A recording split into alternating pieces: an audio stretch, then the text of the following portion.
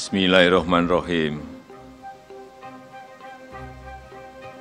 Demi Allah, saya bersumpah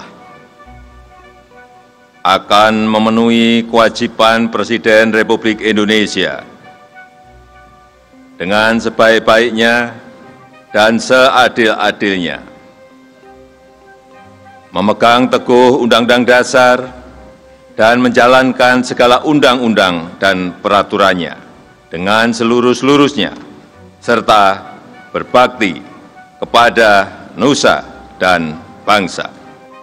Demi Allah, saya bersumpah akan memenuhi kewajiban Wakil Presiden Republik Indonesia dengan sebaik-baiknya dan seadil-adilnya, memegang teguh Undang-Undang Dasar dan menjalankan segala undang-undang dan peraturannya dengan seluruh-seluruhnya, serta berbakti kepada nusa dan bangsa. Sumpah seorang presiden dan sumpah wakil presiden mengatakan lebih tinggi daripada undang-undang kalau sumpah seseorang. Kami bersumpah, ini bukan berjanji, bersumpah untuk melaksanakan konstitusi, taat kepada konstitusi dan undang-undang, dan akan melaksanakan pemerintahan sebaik-baiknya dan seadil-adilnya. Itu inti daripada sumpah seorang presiden dan wakil presiden. Kalau presiden atau wakil presiden itu berpihak, campur tangan dengan gejala berpihak, itu melanggar artinya dia tidak melaksanakan sumpahnya.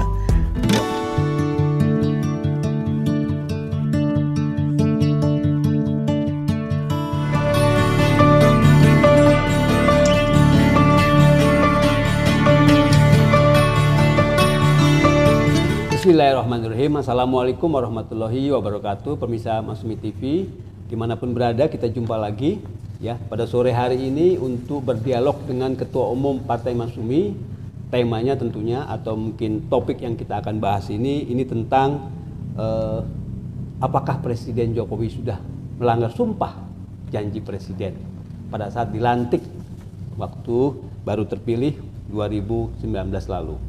Nah, untuk membahas ini banyak hal yang tentunya menjadi newspack, ya, cantolan berita. Ini disampaikan juga oleh beberapa media kaitannya dengan pernyataan Wakil Presiden Yusuf Kalla yang menyatakan bahwa Presiden itu disumpah di bawah kitab suci Al-Quran.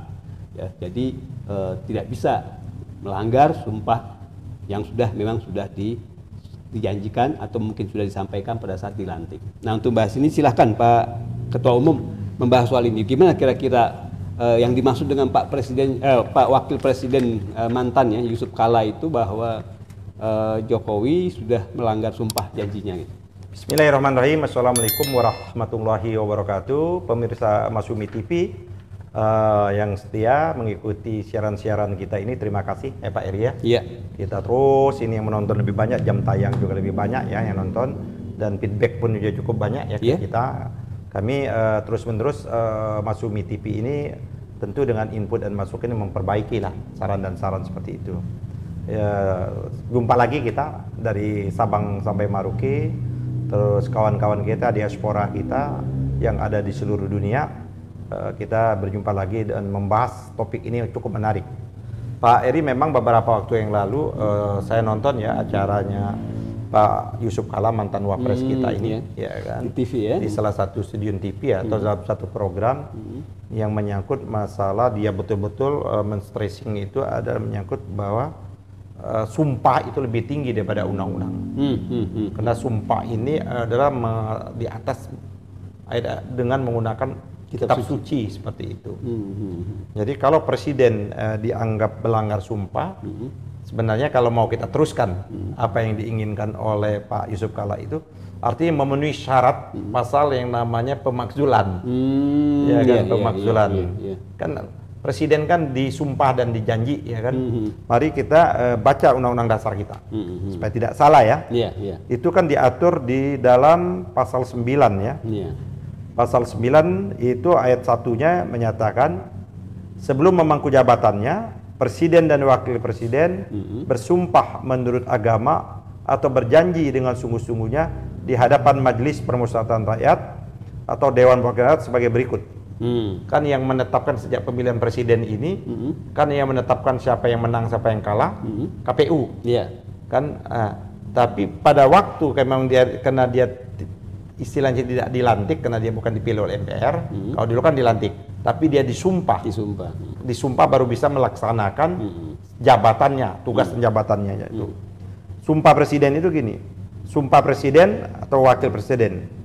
Demi Allah, saya bersumpah akan memenuhi kewajiban Presiden Republik Indonesia atau Wakil Presiden Republik Indonesia dengan sebaik-baiknya dan seadil-adilnya, memegang teguh Undang-Undang Dasar dan menjalankan segala undang-undang dan peraturan dengan selurus-lurusnya serta berbakti kepada nusa dan bangsa. Itu sumpah. Ya kan? Apa yang sumpah itu ada dua bersumpah itu memenuhi kewajiban ya. Memenuhi kewajiban sebagai presiden atau wakil dengan sebaik-baiknya dan seadil-adilnya. Memegang teguh Undang-Undang Dasar dan menjalankan segala undang-undang dan peraturan selurus-lurusnya. Gitu. Itu sumpah dan janji. Jadi, saya berjanji dengan sungguh-sungguh akan memenuhi kewajiban Presiden Republik Indonesia atau Wakil Presiden Republik Indonesia dengan sebaik-baiknya dan seadil-adilnya. Kembali lagi, sebaik-baiknya dan seadil-adilnya, memegang teguh Undang-Undang Dasar dan menjalankan segala undang-undang dan peraturannya dengan selurus-lurusnya serta berbakti kepada nusa dan bangsa. Iya. Itu kalau menurut Pak JK apa ini sih? Kalau kayak kita ini gini, Pak JK itu melihat seadil-adilnya.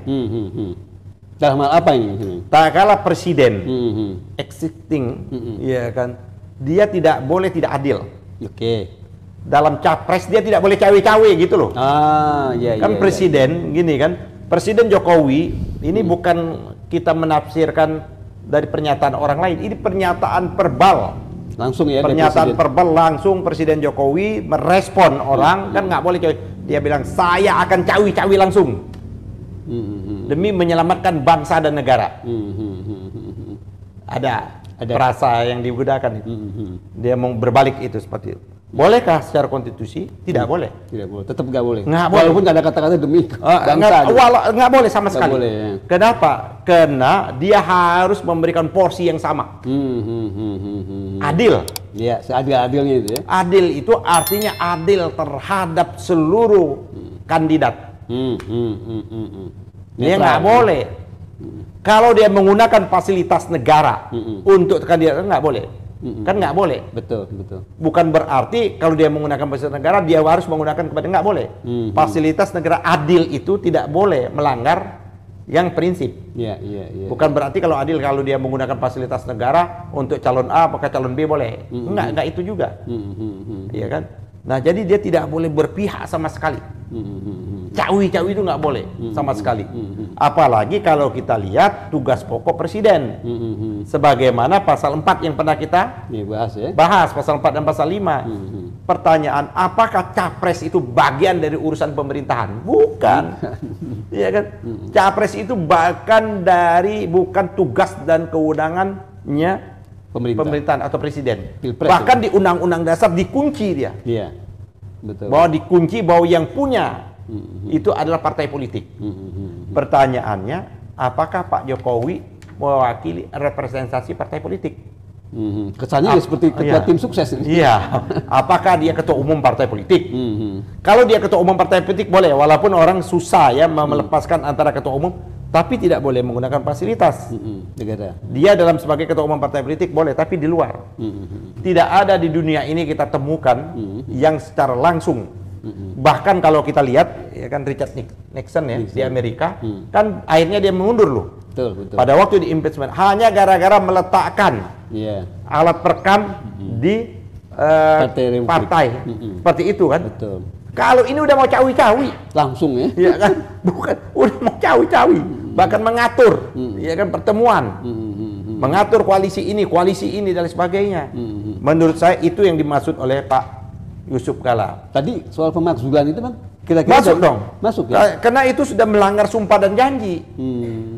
Sudah melanggar sumpah dan janji, apalagi kalau kita lihat pasal artikel itu adalah Selain melanggar sumpah dan janji, tidak melaksanakan undang-undang dasar. Iya, betul. Dengan setuju. Undang-undang dasar kita pasal 4, pasal 5 jelas. Iya. Undang-undang tentang pemilu jelas tidak boleh berpihak. Iya. Presiden kan? Bahkan dia kalaupun mau berkampanye dia cuti. Iya kan? Kayak SBY tempoh hari ya. Itu artinya dia tidak boleh menggunakan fasilitas negara. Betul. Kepala desa aja nggak boleh jadi tim sukses dan lain sebagainya seperti itu. Kalau dia mau dia cuti seperti itu. Nah itu dan perbuatan tercela. Ya. Kategori kan jelas melakukan kejahatan, korupsi, pengkhianatan terhadap ini kan kayak data ideologi negara ya seperti itu. Terus melakukan perbuatan tercela, melanggar sumpah dan janji tidak lagi syarat. Nah menurut saya apa yang dikemukakan oleh wakil presiden kita Pak Yusuf Kalla itu maksudnya Pak Eri. Maksudnya tapi nggak disampaikan secara. Ya dia tidak secara eksplisit. Iya. Dia anggapnya nggak boleh. Dia kan udah ditanyakan nggak boleh. Walaupun dia menyatakan nggak boleh itu yang disebut adil-adil dia ungkapkan nggak boleh ada berpihak seperti itu. Masalahnya kan DPR. Dalam hal ini. Nah oleh karena itu sesungguhnya banyak sekali menurut saya banyak sekali yang harusnya sudah dilakukan. Menggunakan hak angket atau hak menyatakan pendapat langsung. Tapi kita tahu dong konfigurasi DPR, tapi kan tidak menutup kemungkinan Pak Eri. Ada 3 partai yang lain. Ya, tidak menutup kemungkinan kan politik ini dinamis. Ya kan? Maksudnya termasuk koalisi pemerintah. Bisa saja suatu saat kalau mereka melihat kalau kesadaran mereka mulai muncul bahwa ini betul-betul serius pelanggaran dan mereka di akhirnya husnul khotimah kan bisa juga. Menarik nih. Artinya kalau misalnya dari segi sumpah-sumpah yang sudah disampaikan, janji apa semua yang disampaikan itu banyak udah ketahuan ya bahwa cawe-cawe itu udah melanggar gitu. Kalau jelas yang sudah menyatakan sumpah janji debatable lah nanti kan? Iya. Debatable. Ini saya iya maksudnya tapi kan belum bisa itu kan keinginan tapi kan nggak tercapai bagaimana dong ya gitu kan? Itu kan usaha. Nah, tapi yang udah jelas itu adalah cawi-cawi. Cawi-cawinya itu udah dilakukan jelas sampaikan secara verbal lagi. Ya, saya setuju dengan Pak Yusuf Kalla. Menurut saya itu sudah melanggar janji dan sumpah. Dan janji sumpah ini di atas segala-galanya. Apalagi kalau kita merujuk pada pasal 29 ayat 1 negara berdasarkan ketuhanan yang Maha Esa. Betul. Apa artinya negara ini ada negara berketuhanan? Berketuhanan itu meletakkan sumpah yang tertinggi itu. Sumpah dan janji itu tertinggi. Jadi kalau orang sumpah dan janji pun sudah dilanggar, ya jangankan harap yang lain seperti itu Pak. Begitu ya. Ya itu kalau misalnya DPR seperti mandul seperti itu karena ini gimana apa rakyat people power atau gimana gitu kan? Saya kira nanti kita tema tersendiri lah Pak Ahmad Heri. Begitu ya. Kita tema tersendiri. Jangan salahkan, ya kan? Jangan salahkan kalau air bah itu bisa jalan dengan sendirinya. Kan untuk menghadang air bah kan harusnya dibuat kanalisasi. Benar. Salah satu bentuk kanalisasi itu adalah DPR melaksanakan fungsi tugasnya dan kewajibannya. Maka tidak terjadi air bah. Tapi terus-menerus seperti ini, terbuka dan transparan seperti itu. Bendungan jebol. Bendungan bisa jebol. Ya kan, apalagi sudah mulai banyak tema-tema tadi. Orang kan menyatakan sama saya, Pak Yani, boleh Kak? Saya kira konvensi kita menyatakan itu. Bukan menyatakan boleh. Kita mau lihat jatuhnya Pak Karno itu, Bung Karno itu, ya kan? Itu dengan namanya didahului dengan gerakan jalanan, itu gerakan demonstrasi, ya kan seperti itu. Maka muncul Tritura dan lain sebagainya. Maka laporan pertanggungjawaban Bung Karno ditolak kan? Betul. Akhirnya Bung Karno tidak bisa melanjutkan lagi. Pak Harto jatuh. Begitu juga. Artinya itulah yang disebut dengan bukan inkonstitusional. Itulah yang disebut melaksanakan kedaulatan tertinggi rakyat, itu yang disebut ekstra konstitusional. Bisa tuh ya, karena itu wujud daripada kedaulatan rakyat. Iya, dalam rangka rakyat menyatakan dia ingin menyelamatkan bangsa dan negara. Nah, orang menerjemahkan people power, orang menerjemahkan revolusi, itu terjemahan dalam frame politik. Tapi dalam frame yang namanya konstitusi bisa dilakukan seperti itu. Itulah yang namanya ada pasal-pasal yang namanya pemakzulan dan lain sebagainya. Itu, tapi di luar itu ada Kak? Ada. Apa itu? Konvensi itu tadi. Konvensi tadi itu. Ya, kan Bung Karno, ya kan. Terus Pak Habibie, ya kan Pak Habibie. Pak Habibie itu kan seharusnya meneruskan masa jabatan Presiden Soeharto. Seharusnya dia berakhir itu 2004, tapi dia percepat seperti itu. Ya kan Gus Dur, Betul. ya kan, Betul. Ya kan harusnya kan belum berhenti Gus Dur. Nah oleh karena itu menurut saya tradisi itu tidak baik untuk demokrasi. Artinya konvensi itu sebetulnya Tidak perlu. begitu baik, tidak perlu kalau mekanisme kita berjalan dengan cukup baik. Masalahnya ini nggak berjalan kan, Gitu loh. DPR-nya begitu istilahnya memang sudah sangat-sangat kuat ikatannya dengan rezim pemerintahan ya Jokowi gitu ya. Nah artinya kalau misalnya DPR nggak bisa, kemudian konvensi juga nggak bisa, terus gimana dong kedaulatan rakyat ini? Ya, jangan salahkan kalau rakyat mengambil langkah dan jalannya sendiri-sendiri. Kita nggak tahu gimana. Kita nggak ya. tahu. Betul. Nggak bisa, nggak jangan salahkan. Iya. Jangan salahkan seperti itu. Dan oleh karena itu, menurut saya, ya lembaga-lembaga jangan salahkan juga kalau nanti rakyat marah dengan partai politik. Marah rakyat nanti. Jadi wajar saja nanti kalau rakyat itu tidak percaya. Kalau mau disurvei kan tingkat trust rakyat kepada partai politik itu kan rendah. Rendah sekali. Karena perilaku aktor-aktor politiknya tidak sebagaimana semestinya seperti itu. Ya, jadi menurut saya apa yang dikemukakan oleh Pak Yusuf Kalla saya mengamini. Setuju ya? Setuju banget. Setuju sekali. Setuju bukan hanya 100%, 1000%. Kalau mau. Ya kan? Itu adalah sumpah tertinggi. Ya kita harapkan mungkin partai-partai lain. Jadi oleh karena itu kita himbau betul ke Pak Jokowi, ingatlah sumpah dan janji. Iya kan? Ya, Pak, tidak hanya Pak Jokowi dong. Pak Wapres juga. Wapres juga Pak Ma'ruf Amin. Kan pernah bersumpah dan berjanji. Gitu loh. Ingatkan, Pak, kita pernah bersumpah dan berjanji, kita harus seadil-adilnya. Artinya dia tidak boleh berpihak. Dia harus adil. Dan kita tahu sudah sekarang masih ada waktu Pak Jokowi untuk meninggalkan nilai-nilai positif. Kan senang kita kalau kayak presiden dan wakil presiden mantan, ya kan, Husnul Khotimah kayak keinginannya SBY kan, ya kan, bagaimana dia bersama-sama, ya kan, Pak Jokowi mimpinya, ya kan, menarik juga itu, mimpinya ke Cikeas, dijemput terus sama-sama menjemput Ibu Mega, naik kereta, ya kan, Pak Jokowi diturun Solo, tiket itu disiapin sama presiden baru, ya kan, Pak Jokowi turun di Solo, terus melanjutkan kan ke Pacitan dan Ibu Mega ke Blitar. Saya kira itu, dan itu tidak pernah ada, Pak Heri. Peristiwa politik yang seperti itu, tradisi politik seperti itu, kultur politik bukan tidak pernah ada. Itulah dicontohkan oleh tokoh-tokoh Bapak kita. Oh iya. Itulah bagaimana dicontohkan oleh Nasir misalnya. Ya kan, dicontohkan oleh J.K. Simo, dicontohkan oleh Prasenda. Itu tokoh-tokoh pada waktu itu. Benar. Pada tahun 50-an sampai 60. Tradisi itu hilang. Jangan lupa loh. Tradisi itu hilang tak kala PKI sudah bisa menghasut Pak Bung Karno.